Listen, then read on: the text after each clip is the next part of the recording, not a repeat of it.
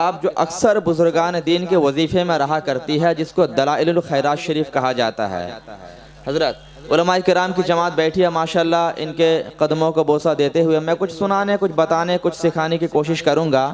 یہ انبیاء کرام کے وارثین یہاں بیٹھے ہوئے ہیں۔ اللہ تبارک و تعالیٰ نے ان کے چہرے پر علم کا نور رکھا ہے، ان کے چہروں کی زیارت کریں۔ میں آپ کو بتا دوں، درود پاک کی بہترین کتاب دلائل الخیرات شریف، ان کے مصنف حضرت امام محمد بن سلیمان جزولی رحمۃ اللہ تعالی علیہ فرماتے ہیں کہ ایک مرتبہ میں ایک جنگل سے گزر رہا تھا، گزرتے گزرتے اچانک مغرب کا وقت ہو گیا۔ میں نے دل میں ارادہ کیا کہ مغرب کی نماز ادا کر لی جائے، اس کے لیے وضو بنا لیا جائے، لیکن جب میں نے پانی تلاش کیا تو مجھے پانی نظر نہیں آیا۔ کچھ دور آگے بڑھا تو میں نے کیا دیکھا، ایک کنواں ہے۔ میں کنویں کے قریب پہنچا تو دیکھا کہ پانی بہت نیچے ہے، نہ وہاں کوئی رسی ہے، نہ وہاں پر کوئی ڈول ہے۔ میں پانی نکالوں تو کیسے نکالوں، وضو کروں تو کیسے کروں۔ میں اسی فراق میں تھا کہ میں نے دیکھا بغل میں ایک چھوٹی سی کٹیا تھی، وہاں سے ایک 7-8 سال کی بچی نکل کر آتی ہے۔ آنے کے بعد پوچھتی ہے آپ کون ہیں؟ آپ فرماتے ہیں میں محمد بن سلیمان جزولی ہوں۔ وہ بچی پوچھتی ہے کیا آپ وہی محمد بن سلیمان جزولی ہیں جو اپنے وقت کا بہت بڑا ولی، اللہ کا برگزیدہ بندہ، جس کی شہرت تمام عالم میں ہے؟ آپ فرماتے ہیں ہاں بیٹی، میں وہی سلیمان جزولی ہوں۔ وہ بچی کہتی ہے آپ پریشان کیوں ہیں؟ آپ فرمانے لگے کہ مجھے وضو کرنا ہے، سامنے کنواں تو ہے لیکن نہ ڈول ہے نہ رسی ہے، میں پانی کیسے نکالوں، میں وضو کیسے بناؤں؟ اللہ اکبر۔ وہ بچی کہتی ہے آپ اپنے وقت کے اتنے بڑے ولی، اللہ تبارک و تعالیٰ نے آپ کو وہ عظیم الشان مقام اور مرتبہ عطا کیا ہے، اللہ نے اپنے اولیاء کو پاور دیا کہ اشارہ کر دیں تو کیا سے کیا ہو جائے، اور آپ پانی نکالنے کے لیے پریشان ہیں۔ وہ بچی آگے بڑھتی ہے، آگے بڑھنے کے بعد کنویں کے اندر تھوک دیتی ہے، اپنا لعاب دہن ڈال دیتی ہے۔ اچانک محمد بن سلیمان جزولی علیہ رحمہ فرماتے ہیں میں نے کیا دیکھا، جیسے وہ بچی کنویں کے اندر تھوکتی ہے، کنویں کا پانی جو بہت نیچے پڑا ہوا تھا وہ ابل کر سامنے آ جاتا ہے۔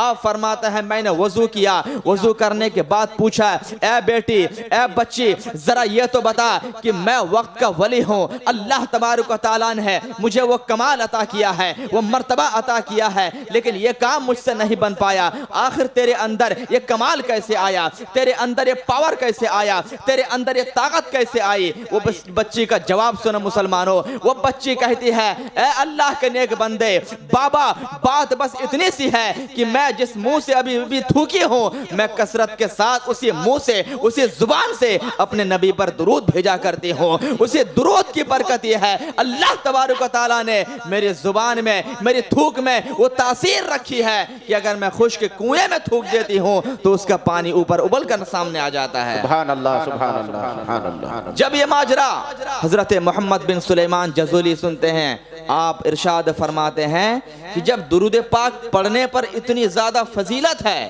تو کیوں نہ ہر کسی کو درود پاک پڑھنا چاہیے، کیوں نہ درود پاک کی فضیلت پر ایک کتاب لکھی جانی چاہیے۔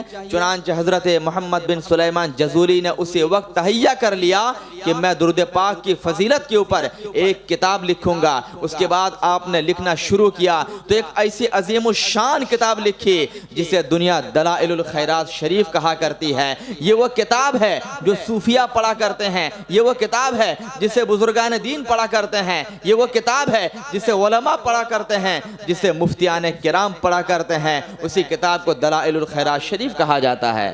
ذرا آپ غور کرو، ایک عام بچی، ایک آرڈنری بچی جب کثرت کے ساتھ نبی پر درود پڑھتی ہے تو اللہ تبارک و تعالیٰ اس کی زبان میں کیسے تاثیر پیدا فرما دیتا ہے کہ اگر کنویں میں تھوکے تو کنویں کا پانی ابھر کر سامنے آ جاتا ہے۔ وہ بچی بھی کیسی ہوگی؟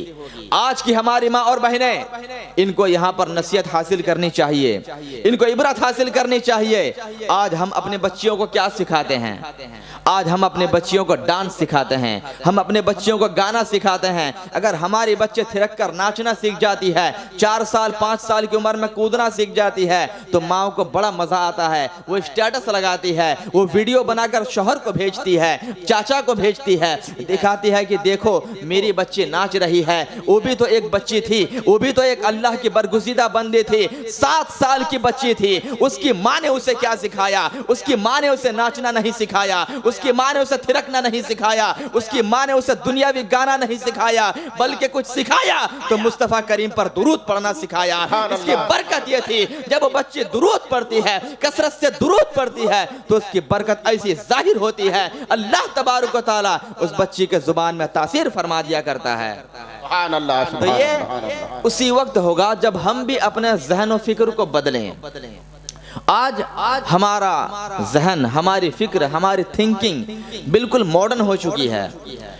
جو اس طرح کی اسلامیات یا دینی باتیں ہوتی ہیں, ہم سمجھتے ہیں یہ سب فرسودہ خیالات ہیں, یہ سب اولڈ کسٹم ہیں, پرانے رسم و رواج ہیں.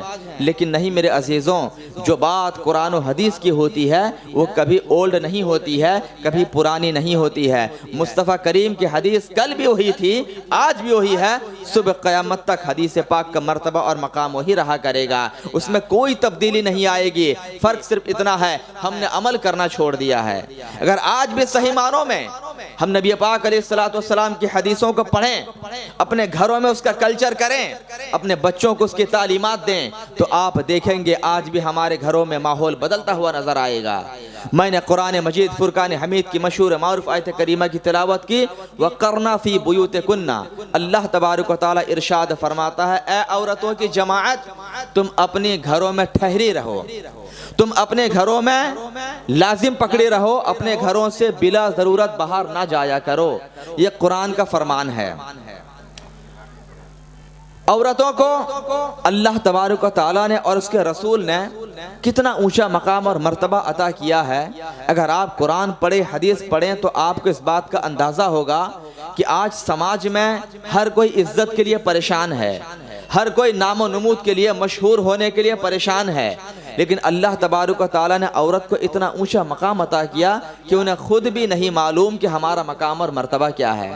ایک عورت جب بیٹی کی شکل میں ہوتی ہے تو نبی پاک علیہ السلام کا فرمان ان بیٹیوں کے لیے ہے کہ اگر کسی باپ کی 4 بیٹیاں ہو جائے یا کسی بھائی کے ذمے 4 بہنیں آ جائیں, پھر وہ بھائی یا وہ باپ چاروں بیٹیوں کو اچھے طریقے سے تعلیم دے, ان کی تربیت کرے اور اچھے گھرانے میں ان کی شادی کرا دے. آقا کریم علیہ السلام ارشاد فرماتے ہیں, بروز قیامت وہ باپ, وہ بھائی اور میں جنت میں اس طرح داخل ہوں گے کہ دونوں کا ہاتھ اس طریقے سے ملا ہوا ہوگا. کہو سبحان اللہ, سبحان اللہ سبحان اللہ. ایک صحابی رسول کھڑے ہو جاتے ہیں, یا رسول اللہ, اگر کسی کے پاس 4 بیٹیاں نہ ہو, 3 بیٹی ہو, تو اس کے لیے کیا حکم ہے؟ آقا کریم علیہ السلام نے ارشاد فرمایا, اگر 3 بیٹی ہو اور وہ بھی صحیح معنوں میں ان بیٹیوں کو تعلیم دے, ان کی تربیت کرے, اچھے گھرانے میں شادی دلا دے, تو اس کے لیے بھی اللہ کے رسول فرماتے ہیں یہی مزدہ ہے, وہ بھی میرے ساتھ جنت میں ایسے داخل ہوگا کہ اس کا ہاتھ میرے ہاتھ کے ساتھ ملا ہوا ہوگا. سبحان اللہ.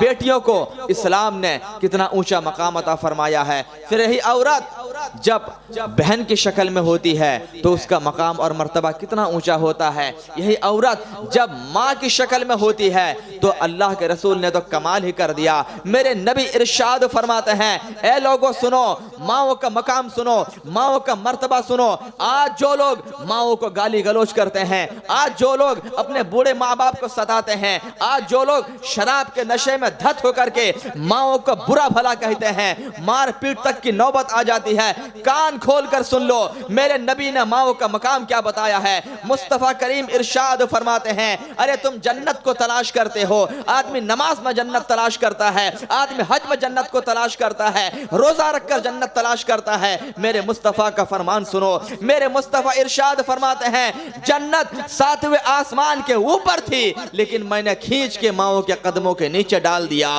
میرے نبی ارشاد فرماتے ہیں, الجنت تحت اقدام الامہات, بات، اے لوگوں سنو سنو، جنت کہیں اور نہیں بلکہ جنت تلاشنا ہے تو ماؤں کے قدموں کے نیچے آ جاؤ۔ سبحان اللہ سبحان اللہ۔ اب اپنے وقت کا کوئی ولی ہو، کوئی پیر ہو، کوئی عالم ہو، کوئی مفتی ہو، کوئی محدث ہو، کوئی مفکر ہو، ہر ایک کو جنت تلاش کرنے کے لیے ماؤں کے قدموں کے نیچے آنا ہوگا۔ اللہ تبارک و تعالیٰ نے، اس کے رسول نے ماؤں کا مقام اتنا اونچا کیا ہے، اور بیوی کا مقام اور مرتبہ بھی کم نہیں ہے۔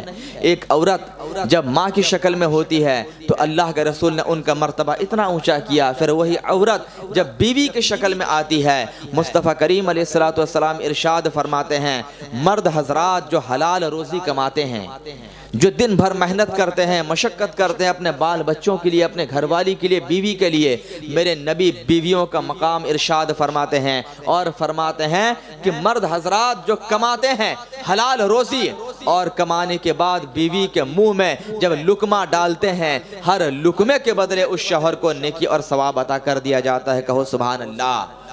پتہ چلا ہمارے اسلام میں ماؤں کا مقام بہت اونچا ہے، بیٹیوں کا مقام بہت اونچا ہے، بیوی کا مقام بہت اونچا ہے، بہنوں کا مقام بہت اونچا ہے۔ اے مسلمان گھرانے کی عورتوں، اے بنت حوا، ذرا غور تو کرو، اسلام نے تمہارا مقام کتنا اونچا کیا ہے، تمہارا مرتبہ کتنا اونچا کیا ہے۔ لیکن افسوس کے ساتھ کہنا پڑ رہا ہے، آج ہمارے مسلمان گھرانے کی عورتوں کا حال کیا ہے؟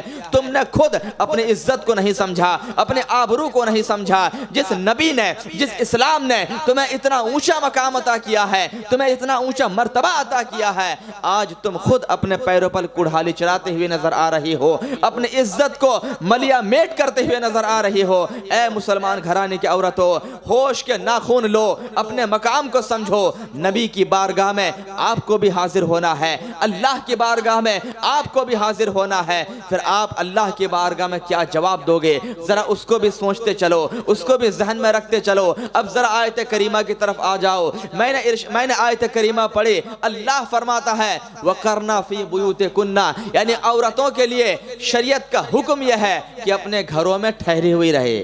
اب مفسرین اس کی تفسیر کرتے ہوئے فرماتے ہیں، عورت کے لیے شریعت مطہرہ کا حکم یہ ہے کہ وہ پردے کی اوٹ میں رہا کرے۔ عورت کے لیے پردہ کرنا واجب ہے۔ حضرت طیبہ طاہرہ نقیہ زکیہ سیدہ فاطمہ زہرا رضی اللہ تعالی عنہا آقا کریم علیہ السلام کی بارگاہ میں حاضر ہوتی ہیں، عرض کرتے ہیں یا رسول اللہ، اگر کوئی عورت، اگر کوئی خاتون اللہ کی نیک بندی بننا چاہے تو اسے کیا کرنا ہوگا؟ اگر کوئی عورت اللہ کا قرب حاصل کرنا چاہے تو اسے کون سا عمل کرنا ہوگا؟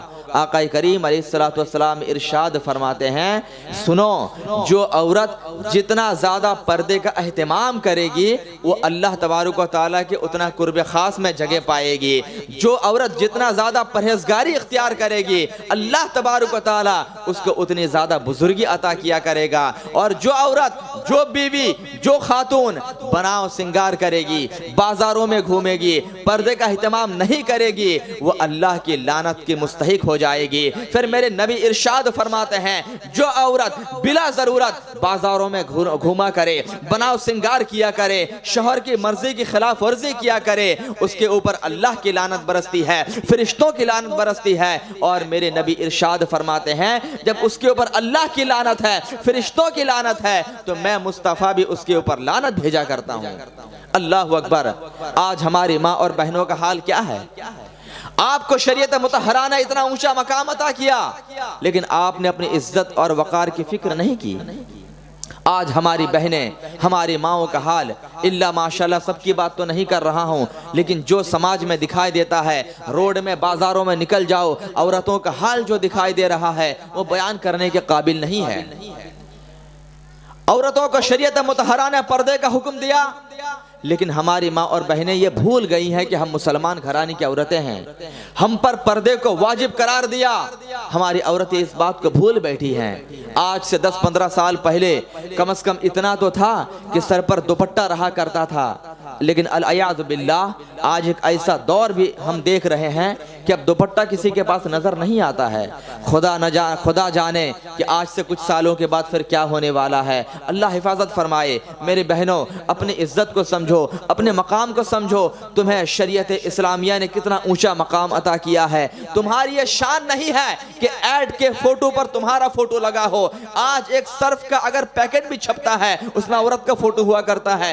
صابن کا پیکٹ بھی چھپتا ہے عورت کا فوٹو ہوا کرتا ہے. بڑے بڑے بینر لگے ہوتے ہیں اس میں خاتون کی تصویریں ہوا کرتی ہے. میری بہنوں اپنے مقام کو سمجھو. تمہاری جگہ ایڈ نہیں ہے، تمہاری جگہ ایڈورٹائزنگ کے لیے نہیں ہے، بلکہ تمہارا مقام تو اتنا اونچا ہے. میرے نبی نے ارشاد فرمایا جو عورت جتنا زیادہ پردہ کرے گی اللہ تبارک و تعالی اس کو اتنا اونچا مقام عطا کر دیا کرے گا. اور خاص کر کے پھر یہی عورتیں جب نیک اور پارسا ہوتی ہیں اور ان کے کوکھ سے بچہ پیدا ہوتا ہے پھر انہی کا بچہ نیک اور صالح ہوا کرتا ہے. آج ہم جشن غوث الورا میں بیٹھے ہیں. ہم سرکار غوث اعظم کی سیرت تو بہت سنے ہیں، سرکار غوث اعظم کے کرامت کو بے شمار سنے ہیں کہ سرکار غوث اعظم ایسے ولی ایسے کرامت والے تھے. لیکن کبھی اس پر بھی آپ نے غور کیا کہ غوث اعظم بنے کیسے؟ پیروں کے پیر، میروں کی میر، محبوب سبحانی، قطب لاسانی سیدنا شیخ عبد القادر جیلانی کو یہ مقام ملا تو کیسے ملا؟ کبھی اس پر بھی غور کیا؟ سرکار غوث اعظم آسمان سے نازل نہیں ہو گئے تھے بلکہ وہ بھی ایک ماں کے پیٹ سے جنم لیتے ہیں، ایک ماں کے پیٹ سے پیدا ہوتے ہیں. ذرا غور تو کرو وہ خاتون کیسی رہی ہوگی، وہ خاتون کتنی نیک رہی ہوگی، کتنی پارسا رہی ہوگی کہ جس کے پیٹ سے پیدا ہونے والا بچہ اللہ کا ولی بن کر پیدا ہو رہا ہے. آپ نے تاریخ سنی ہوگی سرکار غوث اعظم کے والدہ مخدومہ کے تعلق سے وہ روایت بار بار سنی ہوگی. جب آپ کی والدہ کی شادی ہونے والی تھی تو آپ کی نانا جان نے کہا تھا کہ میرے پاس ایک ایسی بیٹی ہے جو آنکھوں کی اندھی ہے، جو کانوں کی بہری ہے، ہاتھوں کی لنجی ہے، جو پیروں سے چل نہیں پاتی ہے. یہ اوصاف حضرت غوث پاک کی والدہ کے بیان کیے گئے تھے. جب حضرت غوث پاک کے ابا نے پوچھا کہ ایسی وصف کی جو حامل عورت ہوگی میں اس کو تو اپنے پاس نہیں دیکھ رہا ہوں بلکہ مخصوص کمرے میں جو عورت بیٹھی ہے وہ تو کوئی صحیح سالم عورت بیٹھی ہوئی ہے. اس وقت سرکار غوث اعظم کے نانا جان نے کہا تھا میں نے اپنی بیٹی کو یعنی غوث پاک کی والدہ کے تعلق سے اندھی اس لیے کہا تھا کہ غوث پاک کی والدہ نے کبھی کسی اجنبی مرد کو نہیں دیکھا تھا. میں نے اس کو لنجی اس لیے کہا تھا کہ غوث پاک کی والدہ نے کبھی کسی غیر شرعی کام کو اپنے ہاتھ سے نہیں کیا تھا. ان کو بہری اس لیے کہا تھا اپنے کانوں سے کوئی غیر شرعی بات نہیں سنی تھی. تو پتا چلا جب کسی کی ماں اتنی عابدہ ہوگی، اتنی زاہدہ ہوگی، اتنی پارسا ہوگی کہ اس کا کوئی بھی قدم شریعت مطہرہ کے خلاف نہ ہو تو اس گھر میں پیدا ہونے والا بچہ غوث اعظم ہوا کرتا ہے. ایسے ہی گھرانے میں پیدا ہونے والا بچہ کہیں خواجہ اجمیری بن کر پیدا ہوتا ہے تو کہیں سرکار مجاہد ملت بن کر پیدا ہوتا ہے تو کہیں تاج الشریعہ بن کر پیدا ہوتا ہے. لیکن ضرورت اسی بات کی ہے کہ ہماری ماؤں کو بھی بدلنا ہوگا. غوث اعظم جیسی ماں، ان جیسا کردار آپ کو اپنانا ہوگا. ان بزرگان دین کی ماؤں کی زندگی کو دیکھو کس قدر متقیہ پرہیزگارہ ہوا کرتی تھی. جب ان کے کوکھ میں بچہ آتا تھا، جب یہ پریگننٹ ہوتی تھی تو یہ کثرت کے ساتھ اور عبادت کے اوقات کو بڑھا دیا کرتی تھی. اگر پہلے 10 رکعت نفل نماز پڑھا کرتی تھی تو پریگننٹ ہونے کے بعد یہ نماز 20 رکعت پڑھا کرتی تھی. لیکن آج کی ماں اور بہنوں کا حال کیا ہے؟ ادھر پہلا مہینہ شروع نہیں ہوا، سب سے پہلے اگر نماز پڑھتی بھی ہوں گے سب سے پہلے نماز گل. کیا ہو گیا؟ میرا پہلا مہینہ چل رہا ہے، میں نماز نہیں پڑھ سکتے، مجھے یہ پریشانی. ابھی اس کو کہہ دیا جائے کہ چلو مرحبا ہوٹل چلتے ہیں، دوڑ کر نکل جائے گی. تب اس کے پیٹ میں درد نہیں ہوگا، تب اس کو تکلیف کا احساس نہیں ہوگا. اگر ایک پریگننٹ خاتون کو کہا جائے کہ روزہ رکھ لو تو کہے گی میں تو پریگننٹ ہوں، میں روزہ کیسے رکھ سکتی ہوں، مجھے یہ پریشانی، مجھے وہ پریشانی، مجھے الٹی آتی ہے، مجھے یہ ہوتی ہے. لیکن ابھی اس کو کہہ دو کہ چلو فلاں جگہ مارکیٹنگ کے لیے چلتے ہیں، کود کر نکل جائے گی. ہوتا ہے کہ نہیں؟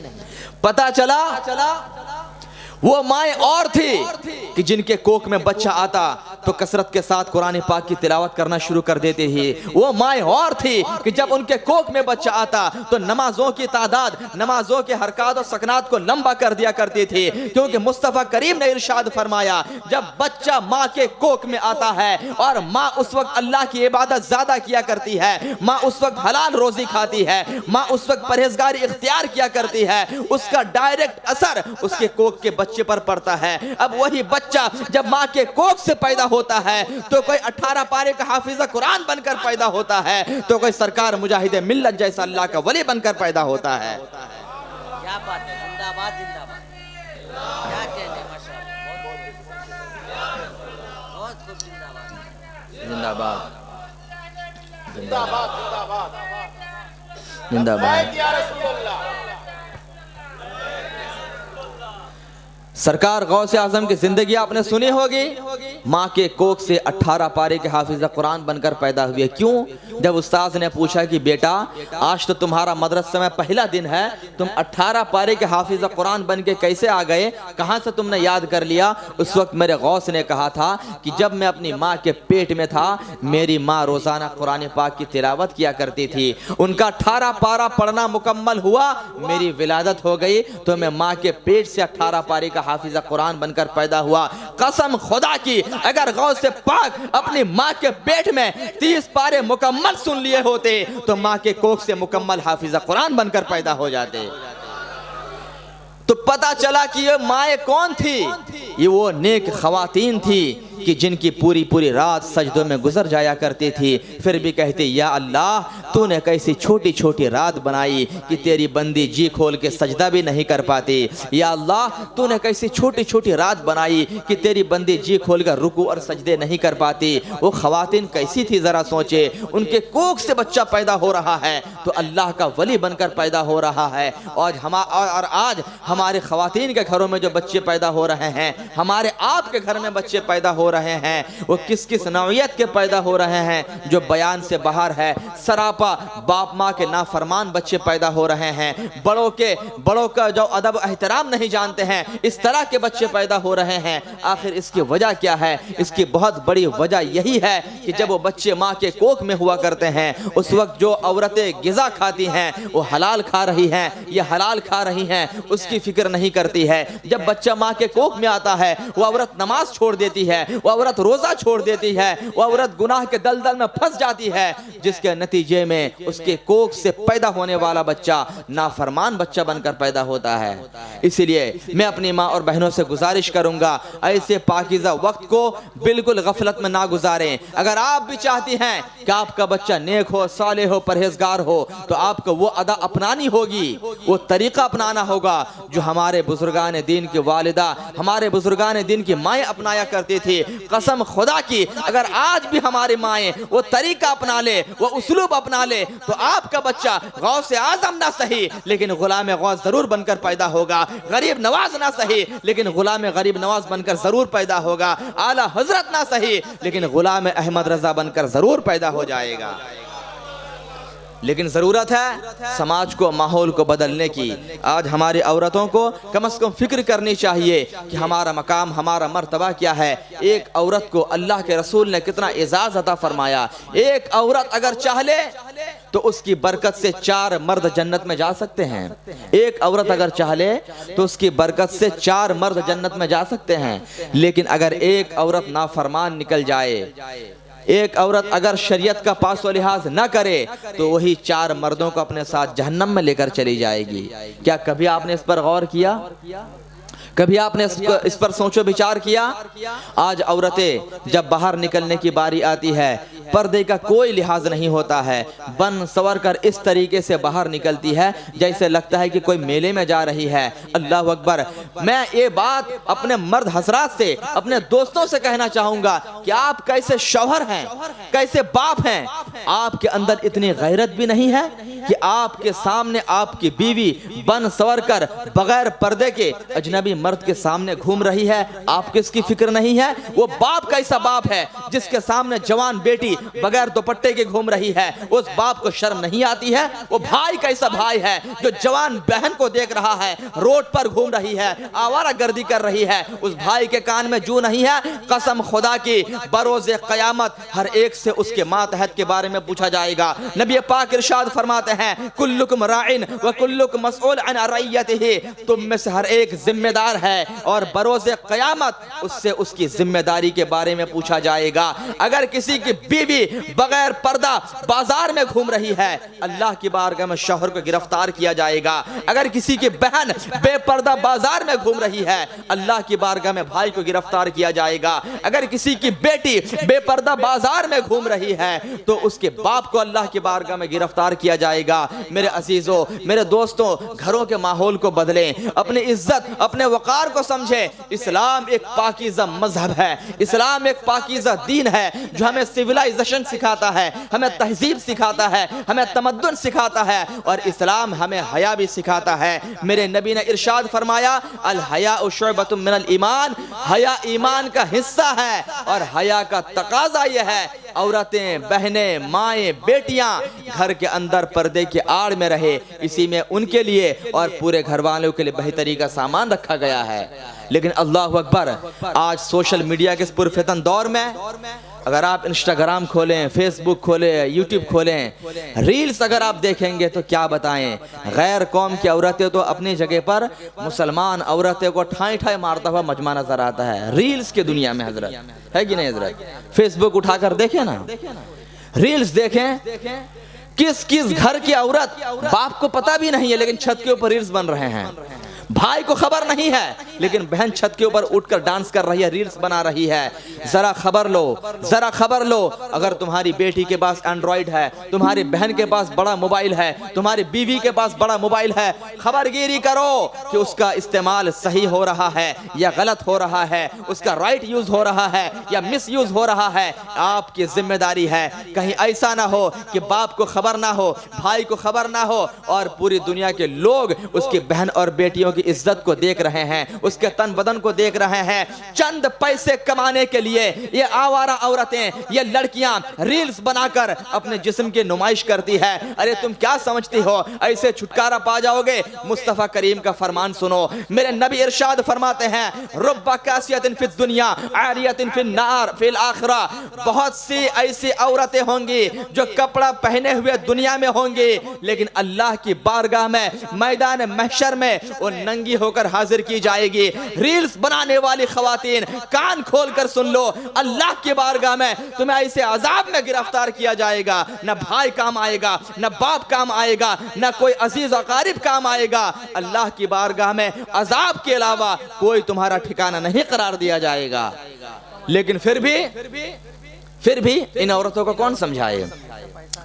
ناقصات العقل جو ہوتی ہے، کم عقل جو ہوتی ہے، پھر بھی ہم علماء کا کام ہے پیغام دینا، ہمارا کام ہے اصلاح معاشرہ، آپ کو بتانا، آپ کو سمجھانا علماء کا کام ہے، اور عمل کرنا آپ کا کام ہے۔ قرآن کہتا ہے کہ نصیحت کرو وذکر فإن الذکر تنفع المؤمنین، نصیحت کرو کہ نصیحت کرنا مومنوں کو فائدہ دیتا ہے۔ میرے عزیزوں، میری ماں، میری بہنوں، میری بات کا برا نہ ماننا، آپ ذرا موبائل اٹھا کر دیکھنا کتنے گھروں کی خواتین، کتنے گھروں کی عورتیں اس طریقے سے سوشل میڈیا کے دنیا میں نظر آ رہی ہے، اپنی عزت کی فکر نہیں کرتی ہے۔ کبھی غور کر کے دیکھنا، کبھی سوچ کر دیکھنا کہ تم اپنی عزت کو کہاں داؤ پر لگا رہی ہو۔ چند ویوز پانے کے لیے، چند لائکس پانے کے لیے اپنی عزت کو تم داؤ پر لگاتے ہوئے نظر آ رہی ہو۔ میں گزارش کروں گا باپ حضرات سے، بھائی سے، ماؤں سے بھی اپنی بیٹیوں کی فکر کیا کرو۔ آج اگر تمہاری بیٹی جوان ہے، کالج کا رخ کر رہی ہے، تو دھیان دو تمہاری بیٹی کالج میں کیا کر رہی ہے، صبح کو نکل رہی ہے، شام کو آ رہی ہے، ذرا غور تو کرو وہ اپنا دن کہاں گزار رہی ہے۔ آج کالج میں ہائی ایجوکیشن کے نام پر پتہ نہیں کیا کیا ہو رہا ہے۔ میں ماڈرن ایجوکیشن کا مخالف نہیں ہوں، میں اسکول کی تعلیم کا مخالف نہیں ہوں، لیکن میں کہنا یہ چاہتا ہوں اگر آپ کی بیٹی ہائر ایجوکیشن حاصل کر رہی ہے، اسکول کالجز جا رہی ہے، تو اس کے شب و روز پر دھیان دینا ایک باپ کی ذمہ داری ہے۔ آج کالجوں پر پکنک کے نام پر بس میں مرد اور عورت کو، جوان بچہ اور بچیوں کو بیٹھا کر کے پکنک پر لے جایا جا رہا ہے اور اسٹیٹس لگایا جا رہا ہے۔ پورے بس میں لڑکا بھی ناچ رہا ہے، لڑکی بھی ناچ رہی ہے، گانا بج رہا ہے، اسٹیٹس لگایا جا رہا ہے۔ اس طریقے سے کالج کی تعلیم کے نام پر اسکول میں فنکشن ہو رہا ہے، ایک مسلمان بچی ناچتے ہوئی نظر آ رہی ہے۔ میری بہنوں، آپ کا مقام یہ نہیں ہے کہ آپ اسٹیج پر ناچیں، آپ کا مرتبہ یہ نہیں ہے آپ بسوں میں رقص کرتے ہوئی نہیں نظر آئیں، بلکہ آپ کا مقام تو اتنا اونچا ہے، آپ کا مرتبہ تو اتنا اونچا ہے کہ میرے نبی نے فرما دیا جب یہ عورت ماں بن جائے گی تو اس کے قدموں کے نیچے اللہ نے جنت کو رکھ دیا ہے، جب یہ عورت بہن بن جائے گی تو اپنے شوہر کے لیے جنت کا دروازہ بن جایا کرتی ہے۔ اپنی عزت کو سنبھالو، اپنے آبرو کی فکر کرو، کم از کم خدا کے واسطے اپنی عزت اور آبرو کو بچانے کے لیے اللہ کا خوف دل میں پیدا کرو اور وہ کام کرو جس کام کو کرنے کا شریعت مطہرہ نے ہمیں حکم دیا ہے۔ آپ کا قدم بالکل نہ پھسلنے پائے، کوئی بھی کام آپ ایسا نہ کریں جو کل چل کے آپ کے باپ ماں کے لیے ننگ و عار اور بے عزتی کا باعث بن جائے۔ آج بہت سارے باپ جو کالجز میں یونیورسٹیز میں بچیوں کو بھیجتے ہیں اسے چھوڑ دیتے ہیں، وہ کیا کہتے ہیں معلوم ہے کہ ہمیں اپنی بیٹی پر بھروسہ ہے، ہمیں اپنی بیٹی پر کانفیڈنس اعتبار ہے کہ ہماری بیٹی کوئی کام غلط نہیں کرے گی۔ ذرا مجھے بتاؤ کیا نبی پاک علیہ السلام کو اپنی بیوی ازواج مطہرات پر بھروسہ نہیں تھا؟ وہ حدیث پاک کیا بھول گئے ہیں کہ حضرت عائشہ صدیقہ رضی اللہ تعالی عنہا اور حضرت حفصہ رضی اللہ تعالی عنہا بیٹھی ہوئی تھی، اچانک ایک نابینا صحابی رسول حضرت عبداللہ بن مکتوم رضی اللہ تعالی عنہ تشریف لاتے ہیں۔ آقا کریم علیہ السلام حکم دیتے ہیں اے بیویوں پردہ کرو۔ کیا کہا؟ اے بیویوں پردہ کرو۔ حضرت عائشہ صدیقہ فرماتی ہیں یا رسول اللہ یہ تو نابینا صحابی رسول ہیں، پردہ کرنے کی کیا ضرورت ہے؟ اللہ کے رسول کا جواب سنو، آقا ارشاد فرماتے ہیں وہ تو نابینا ہے، کیا تم بھی نابینا ہو؟ تم تو دیکھ سکتی ہو۔ نبی پاک علیہ السلام نے پیغام دے دیا کہ جس طریقے سے ایک عورت کے لیے اجنبی مرد کی طرف دیکھنا ناجائز و حرام ہے، ٹھیک اسی طریقے سے اجنبی مرد کا بھی عورت کی طرف دیکھنا ناجائز و حرام قرار دیا گیا ہے۔ تم پردے کا اہتمام کرو، کیونکہ نبی پاک نے ارشاد فرمایا جب کوئی خاتون بغیر پردے کے اپنے گھر سے قدم نکالتی ہے، ہر قدم پر فرشتوں کی لعنت برستی ہے، ہر قدم پر اللہ و رسول کی لعنت برسا کرتی ہے، اور فرشتے ایسی عورتوں کو اور شیطان ایسی عورتوں کو جھانکا کرتے ہیں۔ یہ شیطان سے کیا مراد ہے؟ محدثین نے یہاں پر کیا لکھا معلوم ہے؟ محدثین نے لکھا ہے کہ جب کوئی خاتون بغیر پردے کے گھر سے باہر نکلتی ہے تو شیطان کی شکل و صورت میں یہ اوباش لڑکے جو چوراہے پر آنکھ سینکنے کے لیے بیٹھے رہتے ہیں، جو بدنگاہی کرنے کے لیے بیٹھے رہتے ہیں، یہی شیطانی شکل صورت میں آ کر بیٹھ جاتے ہیں تاکہ دوسروں کی بہو بیٹی پر بدنگاہی کرے۔ اس لیے ہماری بہنوں کو چاہیے، ہماری ماؤں کو چاہیے اپنی عزت کی فکر کریں، پردے کا اہتمام کریں۔ آج بھی اگر ہماری ماں اور بہنیں پردے کا اہتمام کر لیں، نیک بن جائیں، پارسا بن جائیں، تو آپ کے گھر کا ماحول بدلتا ہوا نظر آئے گا۔ پھر آپ کے گھر میں جو کلچر ہوگا وہ اسلامی کلچر ہوگا، پھر آپ کے گھر میں جو بچہ پیدا ہوگا وہ بچہ بزرگان دین سے محبت کرنے والا بچہ پیدا ہوگا۔ اللہ تبارک و تعالیٰ کی بارگاہ میں دعا ہے کہ مولا اپنے فضل و کرم سے جشن غوث الورا کو اپنی بارگاہ میں قبول فرما لے۔ جو کچھ بیان ہوا ان بیانات پر سب سے پہلے مجھے پھر آپ حضرات کا عمل کرنے کی توفیق بھی عطا فرمائے۔ بیان کے درمیان عمدن قصدن جو غلطی سرزد ہو گئی ہے اللہ کریم اپنے کرم سے معاف عطا فرمائے۔ استغفر اللہ ربی من کل ذنب واتوب الیہ ولا حول ولا قوة الا باللہ العلی العظیم۔ السلام علیکم ورحمۃ اللہ۔